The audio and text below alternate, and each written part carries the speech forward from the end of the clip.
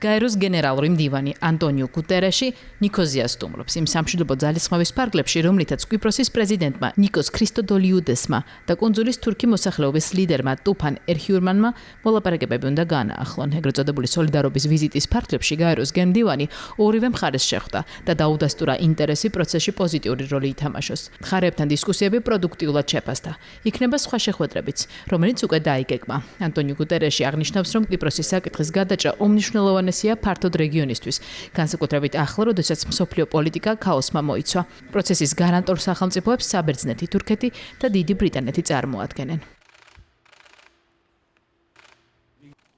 Both Mr. Erhurman and Mr. Christodoulides ბატონმა ერჰიურანმაც და ბატონმა ქრისტოდულიდესმაც დამარწმუნეს თავიანთ განზრახვაში გააგრძელონ სერიოზული და გულმოდგინე მუშაობა ჩემს პირად წარმომადგენელთან ერთად. წინსვლის გზებთან დაკავშირებით ჩვენი დისკუსიების საფუძველზე გადავწყვიტე, მოვიწვიო კიდევ ერთი ფორმატის 5+1 შეხვედრა. მას შემდეგ, რაც საამისოდ სათანადო მოსამზადებელი სამუშაოები ჩატარდება. ნდობის განმტკიცების ღონისძიებების, მეთოდოლოგიისა და არსებითი საკითხების მიმართულებით. ეს კი უკვე მიღწეული თანხმოდგების ფარგლებში. ჩვენ ორივე მხარესთან და გარანტორ სახელმწიფოებთან კონსულტაციებით ვიმუშავებთ, რათა შექმნას პირობები ამ შეხვედრის წარმატებისთვის.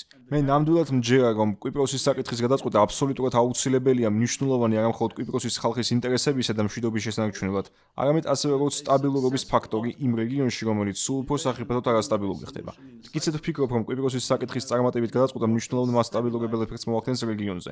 მეორე მხრივ, თუ კვიპროსი ვერ შეძლებს თავისი პრობლემების გადაწყვეტას, ის გაცილებით უფრო მოწყვლადი გახდება იმ რისკების მიმართ, რომლებსაც ახლა ვხედავთ რეგიონში, რომელიც დიდწილად ცეცხლის ალშია გახვეული. to the risks that we are now witnessing in a region that is largely in flames.